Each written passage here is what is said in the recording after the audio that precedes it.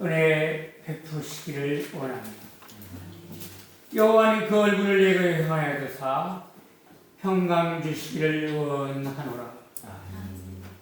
지금도 살아계셔서 저희를 향하여 복 주시기를 준비하시는 하나님 아버지, 오늘 저희들은 갑진년 한 해 복 주신 것을 헤아려 보면서 추수감사 예배로 모였습니다. 지난 세월들을 되돌아볼 때 어느 누구 하나 힘들지 않은 사람 있었겠습니까? 그러나 그럴 때마다 하나님께서 저희들 곁에서 지켜보고 계셨음을 느끼면서 힘을 얻었나이다. 그저 감사할 따름입니다. 이 감사를 통하여 더 많은 감사거리가 저희들 삶을 통하여 드러나게 하옵소서. 넘쳐나기를 소망합니다. 작년에도 저희들은 추수감사 예배를 드렸습니다. 금년에도 또 드립니다. 잘못하면 연례 행사처럼 되어질 수도 있습니다. 절대로 그리 되면 안 되는 것을 저희들은 압니다. 이제 아는 것으로 그치지 않게 하시고 오늘 이번 드리는 이 예배를 통하여 다시 한번 결단하게 하시고 나와의 약속, 하나님과의 약속으로 지켜지게 하옵소서. 신앙의 자유를 찾은 아메리카 대륙으로 건너간 청교도들이 드린 첫 번째 추수감사 예배는 그렇게 녹음쪽 녹지 않은 상태에서 드렸습니다. 좋은 여건 속에서 드려진 것이 결코 아님을 우리는 기억합니다. 겨울을 나면서 식량 부족으로 굶주렸습니다. 절반 이상의 생명을 잃었습니다. 그러나 그들은 여기까지 인도해 주신 하나님을 생각하며 부르다 보니까 그저 감사하여 하나님께 예배 드렸다는 것을 우리는 압니다.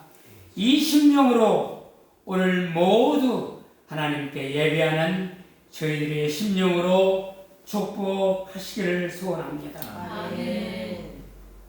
주는 그리스도이시오 살아계신 하나님의 아들이라고 고백한 베드로의 신앙 고백을 우리 모두 이 시간 하나님 앞에 고백했습니다. 이와 같은 귀한 공동체 지체들이 이제 감사하고 찬양합니다. 정성을 모아 예물도 올려드립니다. 기뻐 받으시옵소서.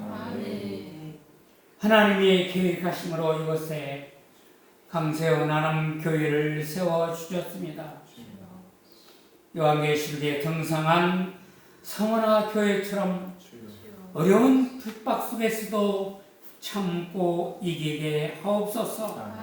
그리하여 저희들 모두가 생명의 멸류관을 약속받게 하옵소서. 빌라델비아 교회처럼 비록 저희들이 작은 능력이지만 주의 말씀을 지킴으로 하나님의 귀한 성전에 규등이 되기를 소망합니다. 하나님의 귀한 제단 위에 하나님의 귀한 목자를 세워 보내주셨습니다.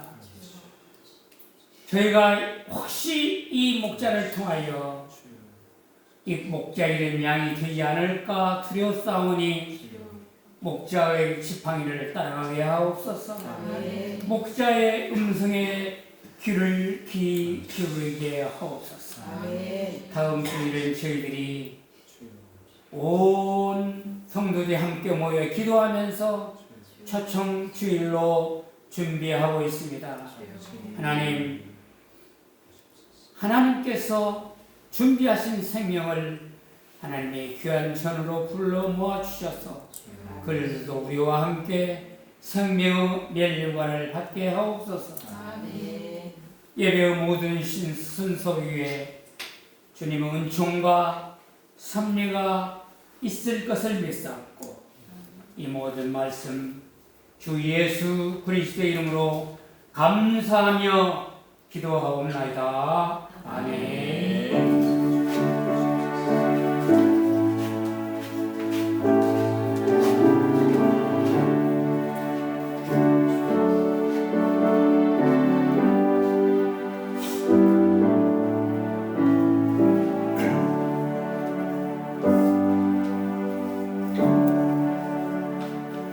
오늘 하나님께서 주신 말씀입니다. 시편 136편의 25절에서 26절 말씀입니다.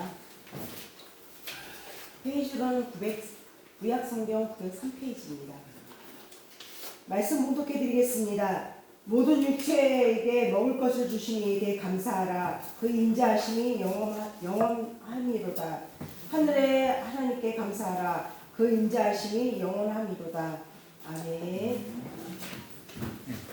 우리에게 인자하심이 영원한 하나님께 오늘 귀한 감사의 예배가 또 아름답게 드려지기를 소망합니다. 다음 주도 우리가 그런 인사 나누면 좋겠는데 먼저 우리끼리 그래도 연습 겸 진심으로 인사해 볼까요? 앞뒤 좌우로 사랑합니다, 축복합니다. 인사해 보시기 바랍니다. 사랑합니다, 축복합니다. 적어도 그 자기 목소리가 자기 귀에 들릴 정도는 그렇게 내주시면 좋을 것 같아요. 그것도 또 훈련이라서 우리가 또 어색할 수 있고 또 불편할 수 있지만 자꾸 해보면 이제 부드러워집니다. 오늘 말씀은 모든 사람의 하나님이란 제목으로 그 시편 136편의 끝에 두 절만 그렇게 말씀으로 정해 봤습니다. 올 한 해 여러분은 감사한 일들이 그 많으신지 어떠신지 모르겠습니다. 오래전에 이거를 여러분께 한번 예를 든 적이 있었는지 모르겠는데 코로나 전에 2019년도에 우리 교회가 중등부가 잠깐 편성이 돼서 그 추수감사주일 때 중등부 학생들에게 올 한 해 감사한 일이 뭐예요? 라고 이렇게 물어봤을 때 누구 한 명이 말하더라고요. 없어요. 이렇게 딱 없어요. 이렇게 특별한 게 이벤트성 있는 거라야 감사할 수 있는 거라고 생각을 해서 그런 것 같아요. 그래서 예를 들어서 물어봤죠. 엄마 아빠 안 계셔? 계셔요. 그거 감사하네? 해요. 이렇게 말을 하더라고요. 그래서 그런 범사가 사실 그 감사인데 그 범사가 늘 감사하지만 또 그래도 굵직굵직한 그런 감사의 내용을 우리가 찾아보는 것도 중요하다고 봅니다. 저는 굵직하게 감사할 만한 내용이 올 한 해 몇 가지 있었지만 그 중에 참 늘 떠올려지는 한 가지는 우리 교회에 새로운 가족이 오신 거예요. 상반기에도 조금, 하반기에도 조금씩 오셨지만 그래도 한 영혼의 가치는 천하보다 귀한 것이기 때문에 하나님께서 이 지역에도 사실 많은 교회들이 있는데 우리 교회에 보내주신 대상들을 생각하면 그저 저로서는 송구하고 감사할 따름이죠. 그런데 감사 중에 가장 차원 높은 것은 뭐가 이렇게 내 앞에 주어져서 감사하는 것도 물론 감사가 없는 사람보다 훨씬 아름답지만 가장 고차원적인 감사는 성경적인 감사는 그냥 무조건적인 감사예요. 사실은 이게 정말 믿음이 받침이 돼야 이루어지는 건데 이러면 이래서 감사, 저러면 저래서 감사, 건강하면 건강해서 감사, 병들었으면 병들어서 감사, 돈이 많을 때도 감사하지만 돈이 없을 때도 감사, 교회가 평탄할 때도 감사하지만 교회가 어려울 때도 감사, 하는 일이 성공해도 감사하지만 쫄딱 망해도 감사.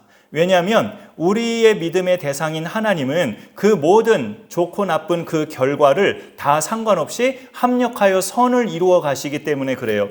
요즘 이 성구를 롬팔 이팔이라고 표현을 많이 하더라고요. 그래서 그 성구를 처음 추가 말씀으로 준비해 봤는데 같이 한번 읽어보겠습니다.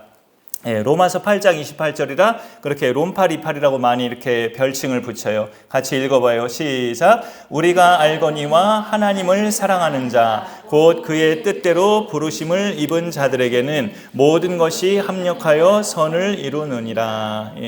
하나님의 부르심을 입은 구원받은 우리는 안 좋은 일도 선으로 바꾸어지도록 하나님의 인도하심을 우리가 잘 받고 순종하며 나아가면 그렇게 됨을 약속하는 말씀입니다. 내 몸에 병이 들거나 집안 경제가 어려워지거나 아니면 이제 아직 온전히 식구들이 다 믿지 않아서 가끔 믿지 않는 가족과 크게 싸우면서 교회를 오거나 누구에게 또 사기당해서 큰 돈을 날렸거나 이런 것은 좋은 일들은 아니잖아요.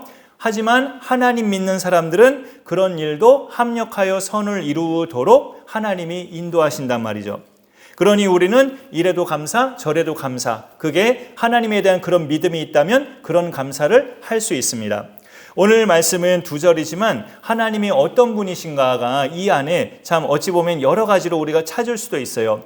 26절을 보면 25절을 먼저 보면 하나님은 모든 육체에게 먹을 것을 주신다라고 굉장히 기본적인 것이 나와 있죠.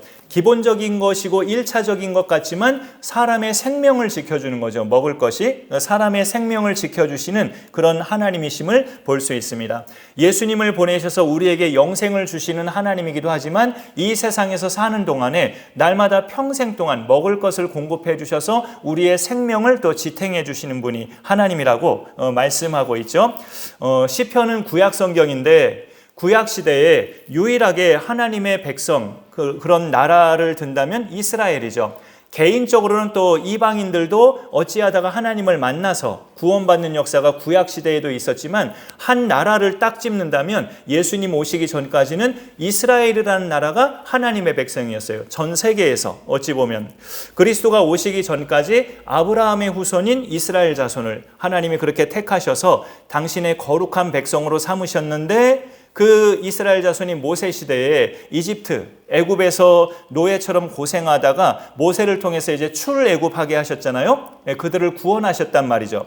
그리고서 그들이 살아갈 땅으로 들어가기까지 먼 거리도 아닌 그 가나안 땅까지 들어가는데 40년을 걸리게 하셨어요. 그들의 불평불만, 투덜댐, 하나님을 거역함 이런 것들로 인해서 그들이 계속 하나님에 의해서 훈련받는 40년이 됐죠. 근데 그 40년 동안 하나님은 하루도 빠짐없이 만나와 메추라기로 또 물로 그들의 육신적인 생명을 지탱케 하셨습니다. 같은 시편에 이런 말씀이 있어요. 또 한 자리 내려서 한 자리 또 내려보세요. 아까 추가 말씀 중에 그 다음 페이지에 있습니다. 시편 100편 3절 시작. 여호와가 우리 하나님이신 줄 너희는 알지어다. 그는 우리를 지으시니요 우리는 그의 것이니 그의 백성이요 그의 기르시는 양이로다. 제일 끝에 보면 하나님이 우리를 기르신대요. 어린 자녀들이 믿음 없는 시각에서 이런 말씀을 본다면 나는 우리 엄마 아빠가 나 길르지 뭘 하나님이 나를 길러? 이렇게 또 반응하는 아이들도 있어요. 전도할 때 보면. 그런데 이제 믿음의 마음이 이렇게 우리 속에 들어오면 우리를 진정으로 우리의 나뿐만이 아니라 모든 일가족, 이 세상의 모든 사람들을 기르시는 분이 하나님이라는 믿음을 우리가 고백할 수 있죠. 그리고 우리를 기르신다고 하고 그 다음에 제일 앞에 나온 표현은 그는 우리를 지으시니요 창조주라고 그렇게 밝히고 있죠. 그리고 딱 중간에 우리를 지으시니요 우리는 그의 것이니 이렇게 말씀하고 있습니다. 그의 백성이라고. 여기 계속 이 우리가 누굴까요? 그러면 이 문맥에서 보면 구원받은 백성을 말해요. 구원받은 백성. 아직 믿지 않는 대상 말고 이스라엘. 그 이스라엘 백성이 감사의 절기에 하나님을 노래하는 거기 때문에 우리는 구원받은 백성을 말합니다. 그런데 오늘 136편을 보면 하나님은 모든 육체에게 먹을 것을 주신다라고 모든 육체라고 표현되어 있어요. 그러니까 모든 사람의 하나님이심을 성경은 또 구약 성경에서도 밝혀주고 있습니다. 구원받은 백성의 하나님뿐만이 아니라 아직 구원받지 못한 훨씬 그 많은 다수의 사람들까지 다 포함해서 하나님은 모든 생명체의 주인, 모든 생명체의 하나님이심을 알 수 있어요. 하나님이 처음 지으신 사람 아담, 그 아담이 우리 믿는 사람들에게만 조상인가요? 믿지 않는 자들에게도 결국 쭉 올라가면 다 한 조상이죠. 아담은. 그 아담을 통해서 온 인류가 퍼졌으니까 지금 대다수의 안 믿는 사람들의 조상도 우리처럼 똑같이 아담이 조상이에요. 모든 사람이 죄를 범하였다고 로마서 3장 23절에 말씀하는 것은 그 모든 사람의 조상이 똑같이 아담이란 뜻이죠. 아담으로부터 인간의 죄는 시작됐으니까. 그래서 오늘 말씀에서 모든 육체를 먹이신다는 하나님 말씀도 하나님이 그 모든 사람을 지으신 창조주라는 그런 의미가 되죠. 모든 인간이 세상에서 일생을 보내는 동안 그들이 하나님을 믿든 안 믿든 하나님은 먹이시는 분이에요. 직장에 취업이 되게 하셔서 먹이시든가 아니면 이제 나이가 차서 정년이 돼서 은퇴한 분들은 다른 직장을 또 이어가게 하시든가 아니면 다른 길을 열어주셔서 그가 굶어 죽지 않도록 그가 이 세상에서 살아있는 동안 먹이시는 하나님을 오늘 시편에서 말씀하고 있습니다. 그래서 우리가 사람들을 하나님께로 인도하는 일은 참 중요합니다. 내가 이제까지 먹고 살아온 것은 내 땀과 노력이 아닌 하나님의 은혜구나를 그들도 알기를 하나님은 원하셔요. 우리만 알기를 원하시는 게 아니라 그 많은 다수의 아직 하나님을 모르는 사람들도 그들이 먹고 살아가는 것이 자신들의 땀과 노력이 아닌 그 배후에서 계속 부어주시는 하나님의 은혜인 거구나라는 것을 그들도 알기를 원하신다고요. 그럼 그들이 그 사실을 알려면 그들이 하나님께로 나와야 알든지 어쩌든지 하죠. 그러니까 하나님께로 사람을 인도하는 일은 대단히 중요하고 가치가 있고 시급한 일이기도 해요. 먼저 믿은 우리 입장에서는 뭘 알아야 될까요? 아까 말씀드린 건데 하나님은 믿는 자들의 하나님이실 뿐만 아니라 믿지 않는 자들에게도 동일한 하나님이시라는 것. 그걸 우리가 알아야 그들을 인도하는 데에 동기부여가 되죠. 하나님은 저들에게도 똑같은 하나님이시여. 이렇게 알고 있어야 그들을 인도하는데 내 마음속에도 동기부여가 더 될 수 있어요. 일반 은총이라는 것이 있어요. 하나님을 믿든 안 믿든 하나님은 모든 사람에게 햇빛과 공기 그리고 모든 살아갈 수 있는 여건들을 다 똑같이 제공해 주셔요. 그거를 예수님은 마태복음 5장 45절에서 이렇게 말씀하셨죠. 읽어보죠. 하나님이 그 해를 악인과 선인에게 비추시며 비를 의로운 자와 불의한 자에게 내려주심이라. 그래서 예수님은 이 말씀 앞에 이런 말씀도 하셨어요. 그래서 너희 원수를 사랑하며 너희를 박해하는 자를 위해서 기도하라. 왜? 하나님이 햇빛과 공기, 그 다음에 비를 내리시고 눈을 내리시고 먹고 살아가게끔 하시는 대상은 너희만 그렇게 해주시는 것이 아니라 너희 원수들, 너희를 박해하는 자들도 똑같이 하나님은 햇빛과 공기를 주시고 먹을 것을 주시고 살아가게 하시기 때문에 그들을 똑같이 그렇게 하나님이 베푸시기 때문에 너희도 그 원수들을 미워하지 말고 사랑하라는 거죠. 하나님이 그들에게 햇빛과 공기를 주시는데 너희가 왜 그들을 미워하느냐? 그들에게 햇빛과 공기를 안 주신다면 혹시 우리가 미워할 수도 있겠지만 우리한테 주시듯이 똑같이 그들에게도 햇빛과 공기와 밥을 주시는 그런 하나님이신데 우리가 왜 미워할 수 있느냐라는 거죠. 그들도 얼마든지 하나님께로 돌아올 수 있는 기회가 이 땅에서 살아있는 한 계속 그 기회는 있는 거예요. 하나님의 성경에서 말씀하고 있는 그런 원수, 문맥으로 보면 신약 성경에서 우리를 박해하는 자들이죠. 예수 믿는 사람들을 박해하는 자들이 일명 원수라고 할 수 있어요.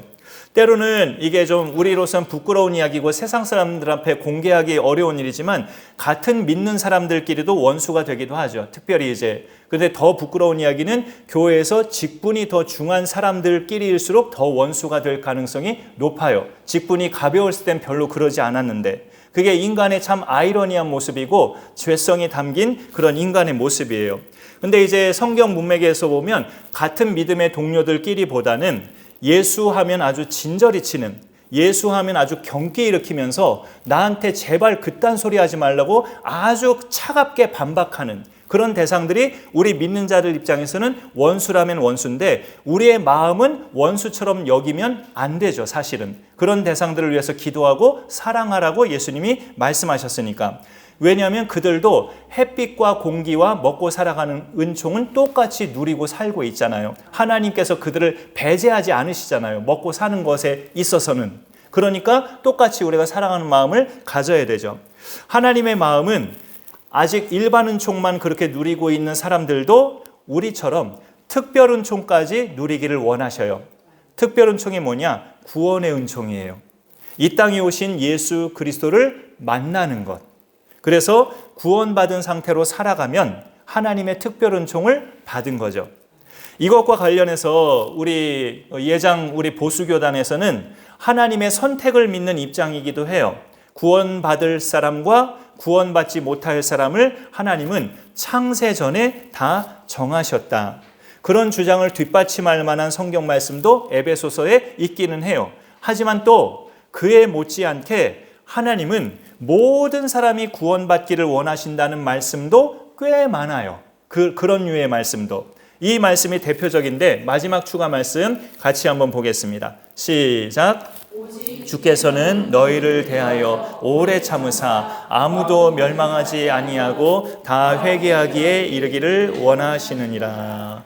저 말씀의 문맥을 보면 어떤 사람들은 예수의 제자들이 뭐 그리스도께서 다시 이제 조만간에 오신다 재림 이야기를 하는데 1년 지나도 안 오고 2년 지나도 안 오는데 언제 오신다는 거냐 도대체. 우리가 죽는 날까지 안 오겠다. 이렇게 예수님의 재림을 부정하고 믿지 않는 사람들에게 사도 베드로가 말씀으로 이렇게 해명을 하는 거예요. 주께서는 너희를 대하여 오래 참으시기 때문에 빨리 안 오시는 거다. 한 명이라도 더 회개해서 하나님께로 돌아오기를 간절히 원하시기 때문에 여기서 하나님의 마음은 모두가 멸망하지 않고 다 회개하기를 이르기를 원하신다는 것. 이게 하나님의 마음임을 알려주는 거고, 하나님이 이러신다는 것은 하나님은 모든 사람의 하나님이라는 걸 밝혀주는 거죠.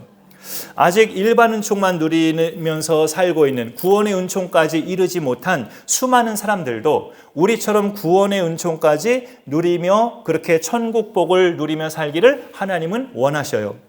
모든 육체에게 그런 하나님은 기본적으로 먹을 것을 주시는, 그래서 굶어 죽지 않도록 살아가게 하면서 이 땅에서 그렇게 먹고 사는 동안에 꼭 하나님 만나서 구원의 은총까지 받기를 하나님은 원하셔요. 인간은 하나님을 닮은 피조물이기 때문에 자주 말씀드렸지만 하나님을 만나서 그분을 알아가고 그분의 뜻대로 살 때 진정한 행복을 찾을 수 있어요. 하나님의 형상대로 애초에 지음받았기 때문에. 그런데 사람이 하나님을 알기까지는, 이것도 하나님의 방법인데, 그 당사자를 강제적으로 믿게 하지 않으셔요, 하나님은. 그래서 시간이 많이 걸리기도 해요. 강제적으로 막 이렇게 하나님은 강제적이라는 것은 우리의 어떤 길을 자꾸 막히게 한다든지 사고를 당하게 한다든지 자꾸 하나님을 안 믿으면 무슨 불상사를 생기게 한다든지 애군이 생기게 한다든지 그런 식으로 우리를 끌어당기지 않는다고요.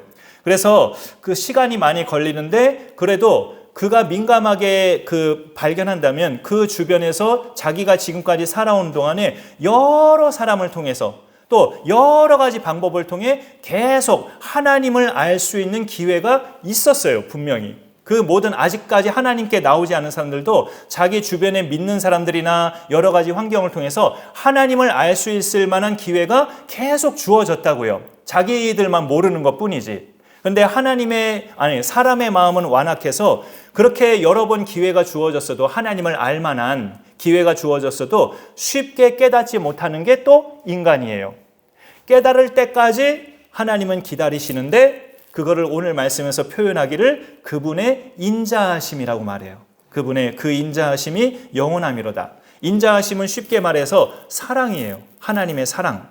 주변에서 하나님을 믿는 사람들이 어떤 사람에게 소개하고 보여줘도 받아들이지 않는 그 사람은 언제든 그 영혼도 하나님을 알게 돼서 돌아오기까지 하나님은 주구장창 또 기다리시는데, 그걸 하나님의 인자하심이라고 말을 해요. 우리 믿는 자들을 기다리시는 것도 사실 마찬가지예요. 이미 구원받았는데 우리까지 기다리신다고요? 이렇게 또 반문이 될 수 있지만, 하나님을 믿는다고 해도 그분 앞에서 겸손히 행하기보다 내 교만이 불쑥불쑥 나오는 순간들이 사실 많잖아요. 그것도 다듬어질 때까지 하나님은 또 기다리셔요, 믿는 자들에게 대해서는. 광야의 이스라엘 자손처럼 내 삶에 뭔가가 부족하거나 불편함이 생길 때면 곧바로 그냥 투덜과 불평과 그런 것들이 어우러지고 감사는 사라지고 하는 것들이 우리에겐 참 익숙해요. 근데 또 우리가 예수 믿기 때문에 그러다가도 뭔가 은혜가 끼쳐져서 성경을 읽거나 예배를 지금처럼 드리거나 은혜로운 시간을 갖거나 찬양을 부르거나 이런 시간을 갖다 보면 내 그런 강팍했던 마음이 녹아지고 하나님 앞에 회개하기도 합니다. 내 상태가 그렇게 깨달아지는 것이야말로 하나님의 은혜인데, 그러기까지 내가 그렇게 깨달아서 하나님 앞에 엎드리며 기도하기까지 하나님은 나를 차갑게 지적하시기보다 깨달을 때까지 우리 믿는 자들도 하나님은 기다리셔요. 그게 그분의 인자하심 때문이에요. 우리가 작정한 전도 대상자들도 당연히 하나님께 돌아오기를 원하시죠. 누가복음 15장에 분명히 집 나간 둘째가 돌아올 때까지 아버지는 늘 집 앞에서 기다렸듯이 그렇게 하나님은 기다리고 그 영혼이 다시금 구원을 회복하고 하나님의 백성 되기를 원하십니다. 그래서 성경에는 이런 말씀이 있잖아요. 주께는 하루가 1000년 같고 1000년이 하루 같다는 이 한 가지를 잊지 말라. 그런 말씀이 있죠. 하루가 1000년 같으면 어떨까요? 그게 뭔가 내가 공포스러운 대상과 하루 동안 같이 일을 한다. 그러면 그 하루는 1000년 같겠죠. 아주 시간이. 근데 하나님에게서 하루가 1000년 같다는 것은 그분의 그 사람을 기다리시는 그 기다리심이 우리가 누구를 기다리는 것보다 훨씬 더 간절하다는 뜻이에요. 하나님에게 하루가 1000년같이 느껴진다는 것은 내가 어떤 내 사랑하는 사람이 교회 나오기를 기다리는 그 기다림보다 하나님이 기다리심이 훨씬 더 크시다는 뜻이죠. 그래서 그분의 기다리심이 훨씬 더 크고 세밀하기 때문에 그분에게는 체감 시간이 하루가 1000년처럼 느껴질 수도 있다는 거죠. 근데 또 반대도 말씀하고 있어요. 놀랍게도 하나님에게는 동시에 1000년이 하루와도 같다고 그렇게 말씀합니다. 그 기다림이 지치거나 지루하거나 하지 않으신다는 거죠. 우리가 하루만 딱 참는 거, 웬만한 사람은 참을 수 있잖아요. 하루만 딱 참으면 내일 좋은 일이 펼쳐질 거예요, 너에게. 그러면 그 하루 못 참아요?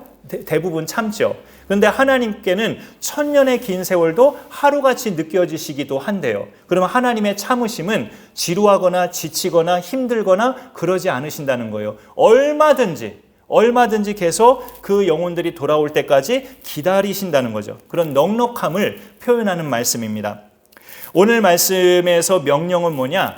그 하나님께 감사하라는 거예요. 그 하나님께 너희는 감사하라.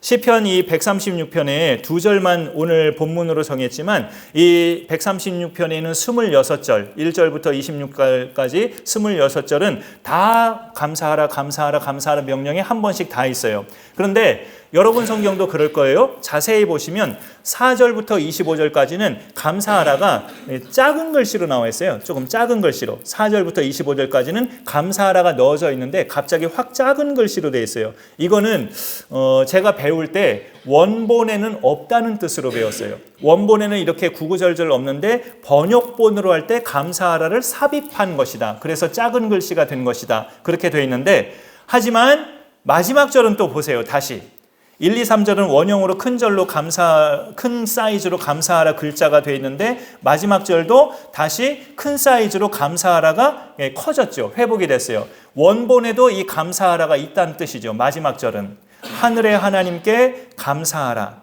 그 인자하심이 영원함이로다라고 이렇게 말씀하고 있습니다. 하늘의 하나님, 언젠가 말씀드렸는데요. 하늘의 하나님은 땅에서 살고 있는 우리와 구별된 하나님을 뜻해요. 하늘은 완전한 곳을 의미합니다. 죄가 전혀 없는, 악한 것이 전혀 없는, 나쁜 것이 전혀 없는 그런 거룩하고 완전한 곳이 하늘이에요. 왜 하늘은 그러느냐? 하나님이 그런 분이니까. 하나님이 그런 분이시니까 하늘에 계신 하나님이라는 것은 우리처럼 죄의 영향이 전혀 없는 그야말로 완벽하고 온전하신 그런 하나님, 그런 하늘 개념이죠.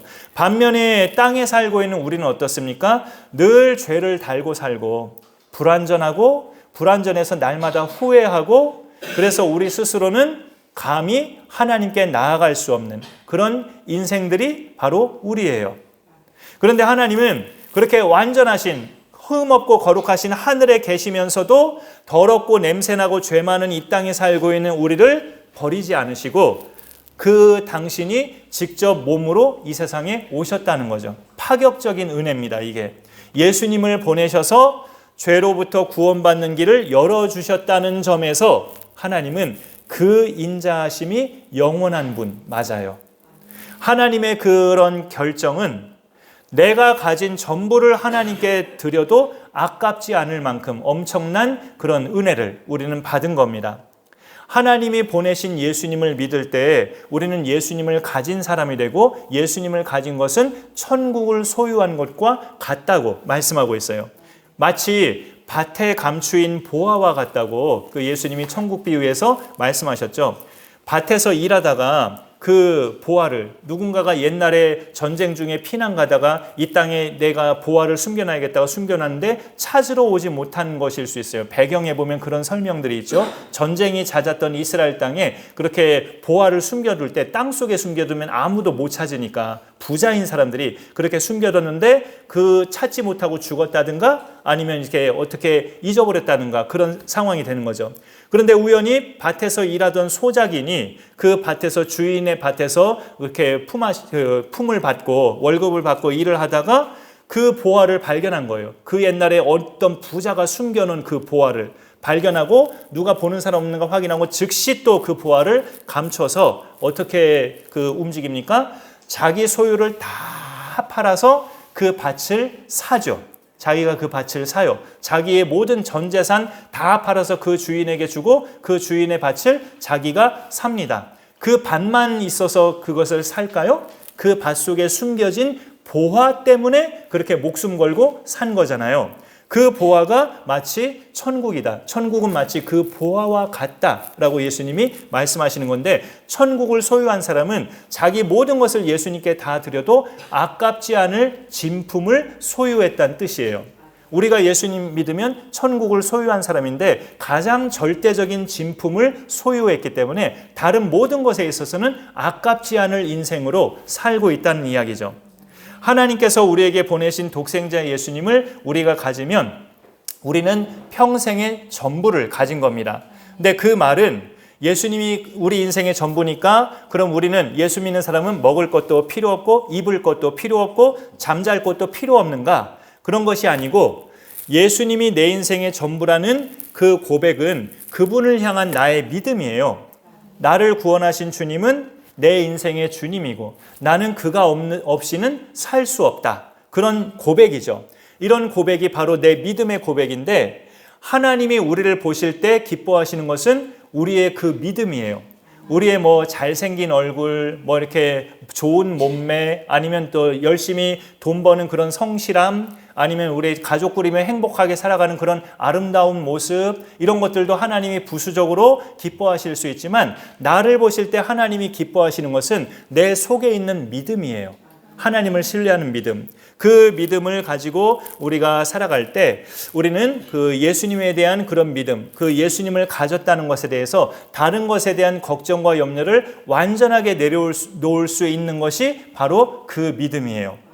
예수님이 그래서 이런 말씀을 하셨잖아요. 공중의 새를 보라, 또 들의 백합화를 보라 하면서, 들의 백합화에도 오늘 있다가 내일 아궁이에 던져져서 그렇게 다 타버리는 그런 들풀조차도 하나님께서 솔로몬보다 더 귀하게 입히시거든. 하물며 너희 일까 보냐 하면서 그 뒤에 하신 말이 뭐냐면 믿음이 적은 자들아. 믿음을 언급하십니다. 믿음.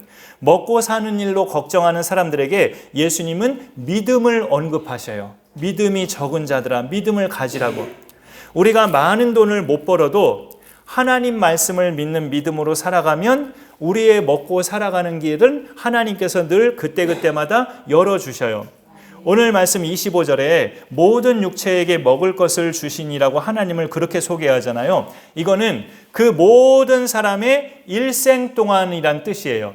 여기에서 어떤 그 사람의 한창 때, 그 사람이 돈 버는 그런 때로만 국한해서 말씀이 기록되어 있지 않습니다. 그 사람의 평생 동안을 그렇게 먹을 것을 주신다는 뜻이에요.